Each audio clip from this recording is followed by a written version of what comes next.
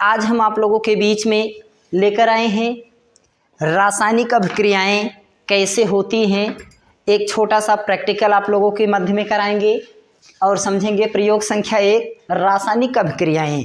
तो देखिए रासायनिक अभिक्रियाओं में ये हमारा एक श्रेणी है जिसमें आप देख रहे हैं ये सीरीज बना हुआ है। कुछ एलिमेंट लिए हैं जो सब मेटल है, धातुएं। यह है पोटेशियम धातु, सोडियम धातु, बेरियम धातु, कैल्शियम धातु, मैग्नीशियम धातु, एल्यूमिनियम धातु, zinc, iron, nickel, tin, lead, hydrogen, copper, mercury, silver, gold, platinum. तो ये सभी धातुएं हैं, जैसे क्रम में रखी गई हैं उसी तरीके से हमारी रासायनिक अभिक्रियाएं होती हैं। तो हमारे पास एक क्वेश्चन बनता है कि प्रयोग संख्या 1 है कि कॉपर सल्फेट का यह विलयन है, कॉपर सल्फेट का विलयन आयरन से क्रिया करता है तो फेरस सल्फेट बनता है। यह क्वेश्चन हमारे यूपी बोर्ड के एग्जाम में आता है और आता है किस तरीके से कि क्या कारण है जब हम कॉपर सल्फेट के विलयन में लोहे की कील को डालते हैं तो कॉपर सल्फेट का नीला रंग गायब हो जाता है। तो आज हम करके दिखाएंगे आप लोगों को। और हम जानते हैं कि विज्ञान की जो परिभाषा होती है, विज्ञान की परिभाषा हम जानते हैं कि सुव्यवस्थित, सुसंगठित प्रयोगों एवं परीक्षणों पर आधारित ज्ञान को ही विज्ञान कहते हैं। जैसा कि कहा गया है, dependent observation and experimentally and dependent upon the systematic knowledge is the science. यानी कि प्रयोगों एवं प्रेक्षणों पर आधारित सुसंगठित सुव्यवस्थित क्रमबद्ध ज्ञान को विज्ञान कहते हैं। और हमारी छोटी कक्षाओं में भी जैसा कि आप जानते हैं लिखा गया है कि आओ करके सीखें, आओ करके देखें। तो हम आपको यह बताना चाहते हैं, यह समझाना चाहते हैं और हम समझना चाहते हैं कि कॉपर सल्फेट का विलयन है। आपके सामने देखिए हम कॉपर सल्फेट का ये विलयन लिए हुए हैं, ये सॉल्यूशन बनाए हैं और इसको हम बना के दिखाने भी जा रहे हैं। देखिए यहाँ पर लिखा है, क्या लिखा है, cupric sulphate copper sulphate CuSO4 5H2O।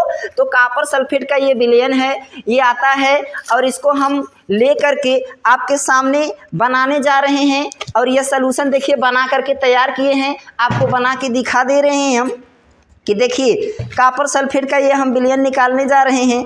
ये आपके सामने है, देखिए क्या है, कॉपर सल्फेट का विलयन है। ये क्या है, स्पैचुला, जिसकी सहायता से हम निकालते हैं। और ये देखिए आसमानी कलर का होता है आपका, ये है कॉपर सल्फेट का क्या, सॉलिड स्टेट। यहाँ पर लिखा गया ना कॉपर सल्फेट, तो ये हमारा क्या है, ठोस अवस्था में है।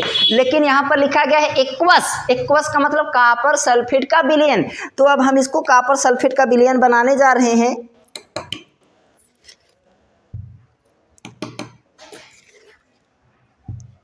अब ये देखिए आसमानी कलर का हम कॉपर सल्फेट का विलयन निकाल लेते हैं और इस तरीके से इसे हम एक डिस्टिल वाटर में डिजॉल्व करेंगे। अब देखिए हमारे पास ये है कॉपर सल्फेट का विलयन, हम इसमें डाल लेते हैं। डालने के बाद इसमें हम आवश्यकता अनुसार डिस्टिल वाटर, जो कि हमारे पास RO वाटर है, अब इसको हम इसमें मिलाते हैं।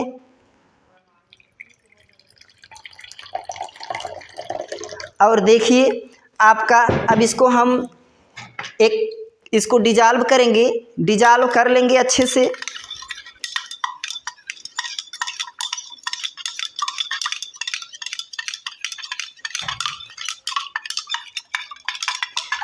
काफ़ी हम इसको डिजॉल्व कर लेंगे तो ये एकदम अच्छी तरीके से इसमें घुल जाएगा।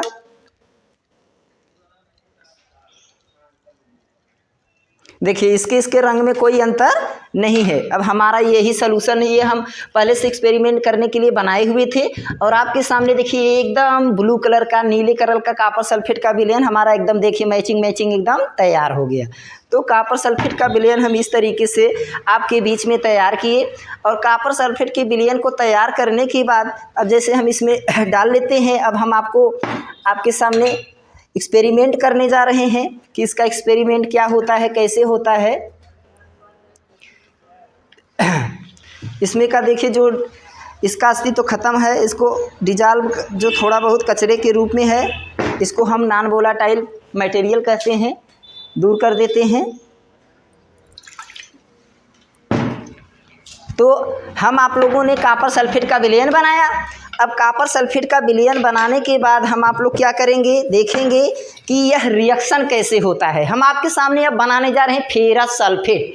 और देखिए कितना इंटरेस्टिंग, कितना रुचिकर है कि कॉपर सल्फेट का ये जो विलयन है और इसमें हम लोहे की आयरन से क्रिया कराएंगे तो यह क्रिया होगी कि नहीं होगी, कोई रासायनिक अपक्रिया कब होती है, तो हमारी रासायनिक अपक्रिया इसी पर डिपेंड करती है। यह हमारा विद्युत रासायनिक श्रेणी है रिएक्टिविटी आर्डर। देखिए हमारा आयरन कहाँ है, यहाँ पर है आयरन, और कॉपर कहाँ पर है आपका, कॉपर आप देखेंगे तो कॉपर आपका कहाँ है, इसके नीचे है, ये है आपका कॉपर। ठीक, तो जब ये रिएक्शन देखेंगे तो यह जो धातु ऊपर होती है उसके लवण के विलयन में से उसको विस्थापित कर देती है।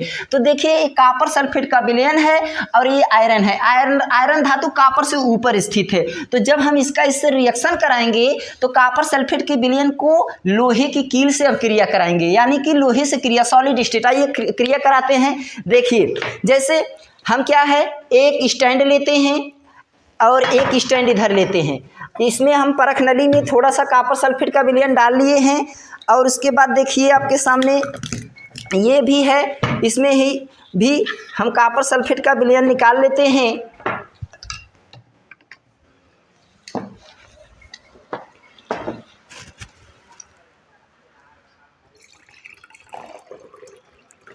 और ये कॉपर सल्फेट का विलयन आपके सामने हमने निकाला और उसके बाद इसमें हम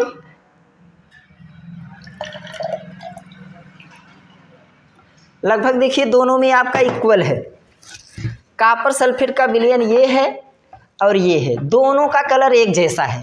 अब हम इसमें रिएक्शन कराएंगे और रिएक्शन कराने के लिए हमको क्या चाहिए, कॉपर सल्फेट का विलयन।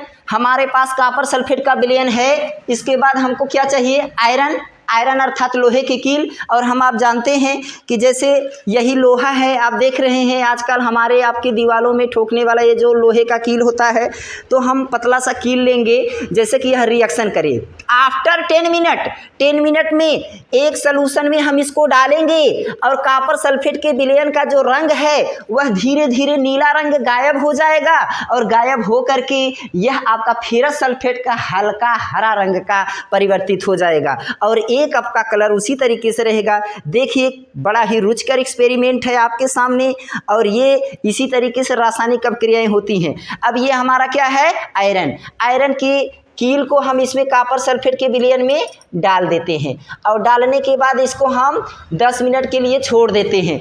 अब जैसे ही हमने इस आयरन की कील को इसमें डाला हुआ है तो यह हमारा रासायनिक अपक्रिया देखिए धीरे धीरे रासायनिक अपक्रिया शुरू हो गई और यह आपका अभी आफ्टर 10 मिनट, ये 10 मिनट में आपका ये धीरे धीरे क्या हो जाएगा, देखिए रिएक्शन बॉइलिंग शुरू हो गया और रिएक्शन धीरे धीरे होते होते आपका यह क्या हो जाएगा, आपको रिएक्शन दिखाई दे रहा होगा कि यह देखिए बॉइलिंग पॉइंट धीरे धीरे उठ रहा है और यह आपका नीला कलर का बना रहेगा।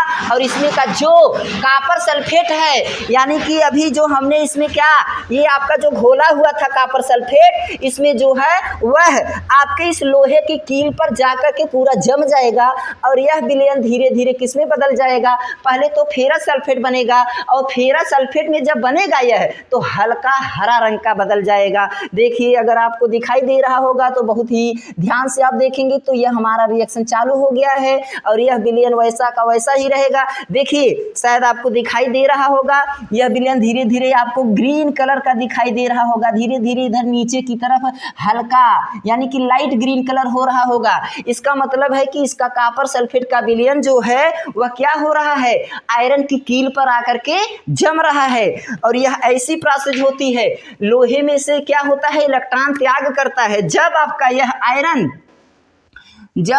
आयरन आपका देखिए यह आयरन आपका Fe2+ में जाएगा, Fe2+। जब इस लोहे की कील में से 2 इलेक्ट्रॉन निकलेंगे तो यह आपका देखिए स्पष्ट एकदम क्लियर यहाँ पर आपका ग्रीन कलर आपको दिखाई देता हुआ मिल रहा है। इसका मतलब है कि इस लोहे में से इलेक्ट्रॉन निकल रहे हैं और जब 2 इलेक्ट्रॉन निकला, इसमें से यह लोहा 2 इलेक्ट्रॉन त्याग किया आयरन, तो यह क्या हो गया, हरा रंग का, हल्का हरा रंग हो गया, हल्का हरा रंग, हल्का हरा रंग का ये आपका विलयन बनेगा। और इसी को हम कहेंगे। और धीरे धीरे 10 मिनट 20 मिनट 25 मिनट के बाद जब यही पूरी प्रक्रिया, जब रिएक्शन कंप्लीट होता हुआ दिखाई देगा, तब आपका देखिए ये जो आयरन है, जब इसमें से 3 इलेक्ट्रॉन निकल जाएंगे, आपके Fe3+ हो जाएगा, तब यह आपका जो लोहा है, आपका ये जो हम चमकीला लोहा लिए हैं, तो यह इस कलर का, जैसे हम देख रहे हैं ना, ये इस कलर का एकदम ब्राउन हो जाएगा।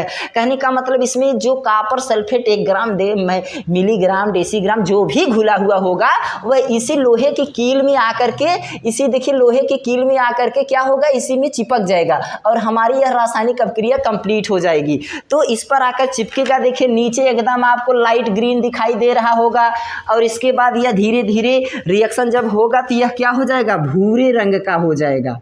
किस रंग का, भूरा रंग, भूरा रंग। और भूरा रंग हो जाएगा, यानी कि यहाँ पर कॉपर लिखा गया है, कॉपर भूरे रंग के विलयन में बदल जाएगा। तो इस तरीके से आपका प्रयोग संख्या 1 क्वेश्चन कैसे बनता है, हम आप इसको क्वेश्चन समझेंगे। देखिए कैसे क्वेश्चन बनता है, पूछता है कि क्या होता है कि कॉपर सल्फेट के विलयन में, कॉपर सल्फेट के विलयन में यदि हम आयरन की कील को या लोहे की कील को डाल देते हैं तो इसका नीला रंग गायब हो जाता है। एक क्वेश्चन ऐसे बनता है। अथवा एक क्वेश्चन ऐसे बनता है कि क्या कारण है कि कॉपर सल्फेट के विलयन में हम लोहे की कील को डाल देते हैं तो कॉपर सल्फेट इस पर आकर के जम जाता है। तो उसका मेन कारण ये है कि हमारे सामने यह रिएक्टिविटी आर्डर है।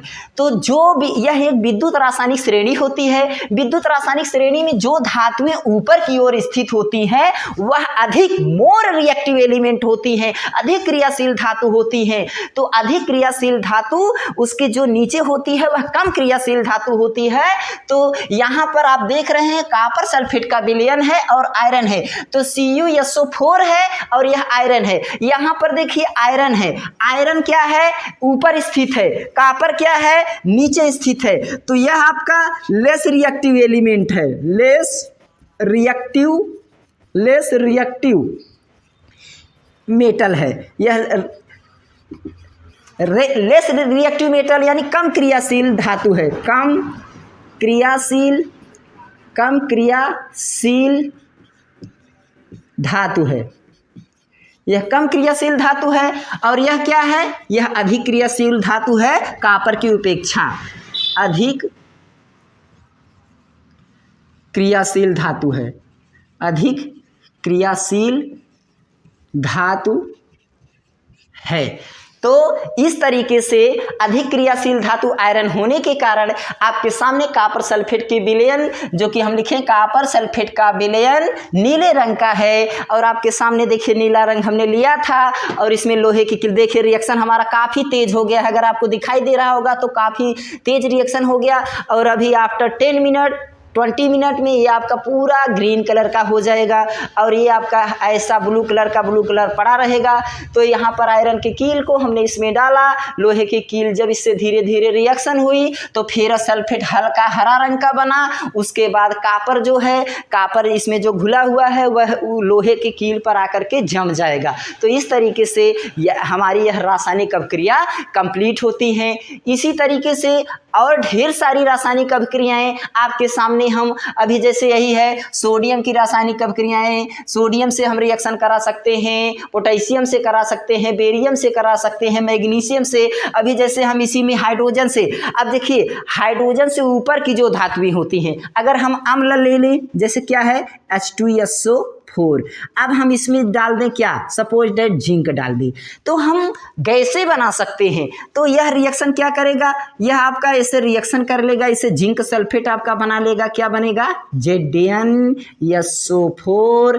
यह रिएक्शन क्यों किया, क्योंकि आप देखिए Zn ऊपर है और यह आपका हाइड्रोजन कहाँ है, हाइड्रोजन आपका यहाँ नीचे है। तो जो धातु ऊपर स्थित होती है वह अधिक क्रियाशील धातु होती है, जो नीचे होती है वह कम क्रियाशील धातु होती है। अधिक क्रियाशील धातु कम क्रियाशील धातु को उसमें से विस्थापित कर देती है, इसलिए जिंक सल्फ्यूरिक अम्ल में से हाइड्रोजन को अलग कर देती है और यह हाइड्रोजन गैस निकल जाता है। इसी तरीके से हम अगले वीडियो में आप लोगों को हाइड्रोजन गैस बनाने के लिए लेकर आएंगे। तब तक के लिए हम चलते हैं। आपके सामने देखिए एकदम डिफरेंस कलर बन गया कि नहीं, आप इसको मैचिंग करा करके एकदम ध्यान से देख लीजिए इसके रंग में परिवर्तन है कि नहीं है। यही हमारा देखिए क्या है, लाइट ग्रीन कलर का आपका फेरस सल्फेट बन के तैयार हो गया और ये आपका ब्लू का ब्लू वैसे ही पड़ा हुआ है। ये हमारा आज का बहुत ही इंटरेस्टिंग रोचक एक्सपेरिमेंट था। अब अगले वीडियो में हम नए प्रैक्टिकल नए प्रयोगों के साथ आपसे मिलेंगे। तब तक के लिए जय हिंद, वंदे मातरम।